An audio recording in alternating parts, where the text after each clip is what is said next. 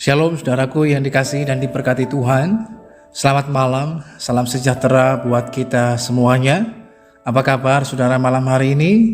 Doa dan harapan kami saudara selalu dalam keadaan yang luar biasa baik, tetap dalam penyertaan dan pemeliharaan Tuhan yang hidup.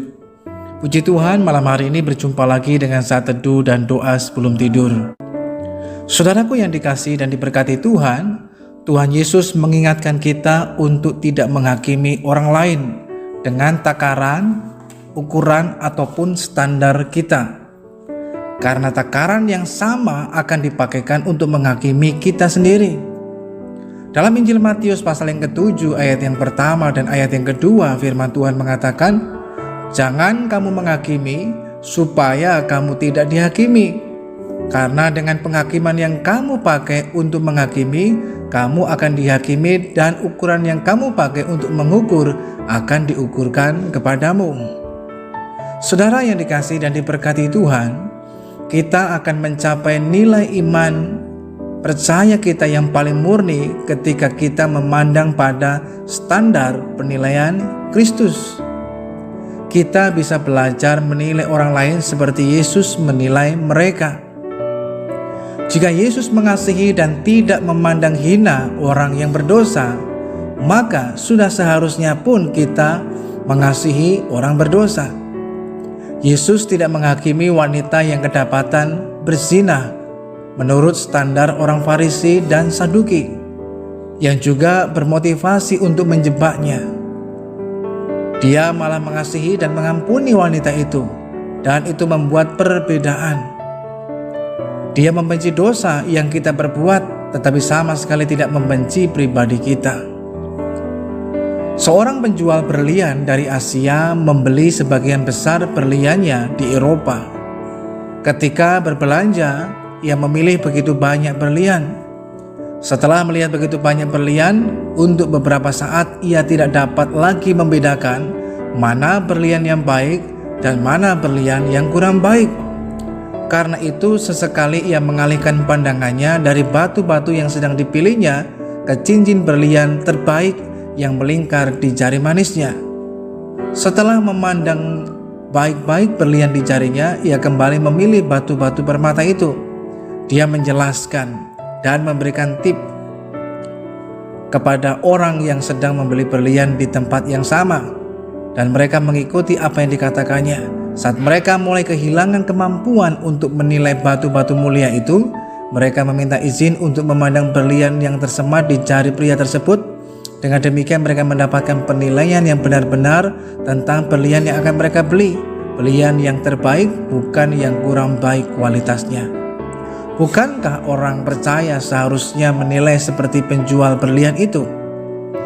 Biarlah di dalam kehidupan kita semakin hari kita semakin serupa dengan Kristus, dari sikap, karakter, tetapi juga cara pandang kita dalam memandang segala sesuatu, bahkan juga dalam memandang kehidupan orang yang lain.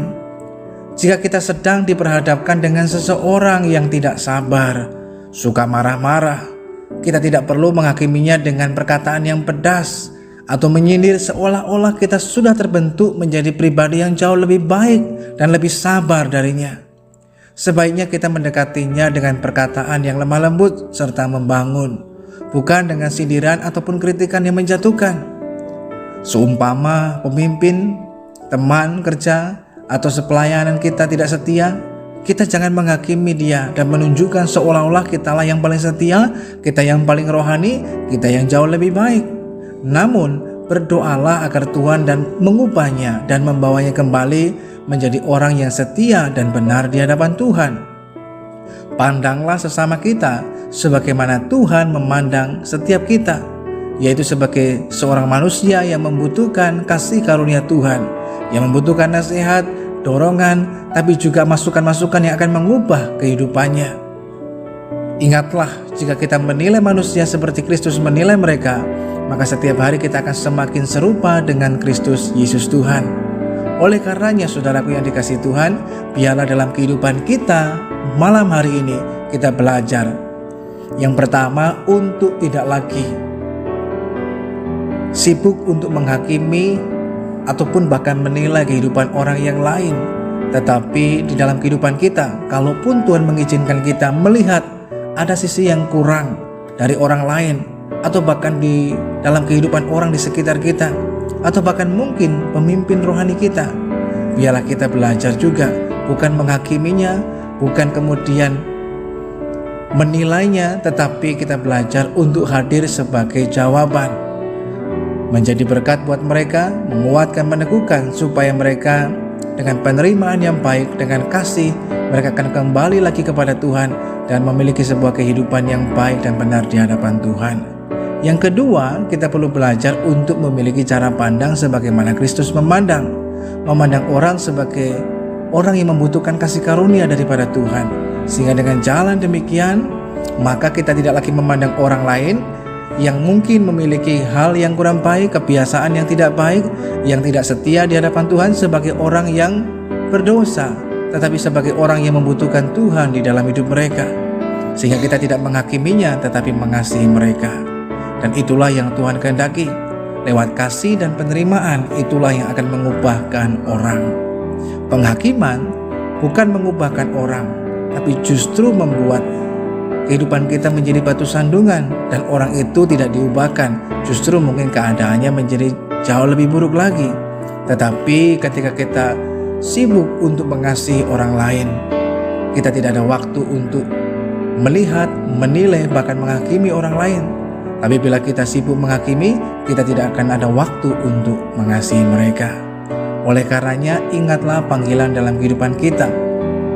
Mari belajar juga memperlakukan orang lain sebagaimana Tuhan telah memperlakukan kita. Tuhan mengasihi kita dan menerima kehidupan setiap kita. Maka hal itu juga menjadi hal yang sama yang harus kita kerjakan dalam hidup kita. Dan itulah panggilan kita sebagai orang percaya, yaitu untuk dapat mengasihi tapi juga menerima orang yang lain, sekalipun mungkin dalam kelemahan dan kekurangan mereka. Mereka bisa jatuh dalam dosa, membuat kesalahan, kekeliruan, tapi disitulah kita hadir mengasihi mereka, menerima mereka, dan memberikan dorongan dan dukungan supaya mereka dapat kembali lagi kepada Tuhan. Dengan demikian kehidupan kita dapat menjadi berkat, menjadi jawaban bagi kehidupan yang lainnya. Sehingga oleh hidup kitalah Tuhan dipermuliakan senantiasa. Mari kita berdoa. Bapa, kami mengucap syukur kepadamu malam hari ini untuk kasih-Mu, tapi juga untuk kebaikan-Mu dalam kehidupan kami. Kami merendahkan hati di hadapan Tuhan, memohonkan pengampunan atas segala dosa dan pelanggaran kami. Ampuni jika selama ini kami lebih sering melihat, menilai, bahkan menghakimi orang lain dengan cara pandang kami sendiri. Namun malam hari ini ajarkan kami untuk memandang orang lain sebagaimana Tuhan memandang kepada kami, mengasihi dan menerima orang lain sebagaimana Tuhan mengasihi dan menerima kehidupan kami. Dengan jalan demikian, hidup kami dapat menjadi jawaban, menjadi berkat yang mempermuliakan nama Tuhan yang hidup. Kami sadar kemampuan kami terbatas, tapi dengan kasih karunia dan pertolongan daripada Roh Kudus, Tuhan akan memampukan kami untuk kami dapat melakukan firman-Mu. Di dalam nama Tuhan Yesus kami bersyukur dan berdoa, tapi juga menyerahkan kehidupan kami malam hari ini ke dalam tangan Tuhan. Penyertaan dan pertolongan-Mu ada atas setiap kami, sehingga kami boleh bertidur dan beristirahat di dalam berkat anugerah Tuhan. Dalam nama-Mu Tuhan kami bersyukur. Haleluya. Amin. Jika standar Kristus kita jadikan sebagai tolak ukur dalam hidup kita, maka kita menjadi seperti Dia. Jika kita terus mengasihi, tidak ada waktu bagi kita untuk sibuk menilai dan menghakimi orang lain. Mengasihi bukan menghakimi, itulah kehendak Tuhan dalam hidup setiap kita. Selamat malam, selamat beristirahat. Tuhan Yesus Kristus memberkati kita semuanya, dan sampai berjumpa kembali pada saat teduh dan doa sebelum tidur yang selanjutnya.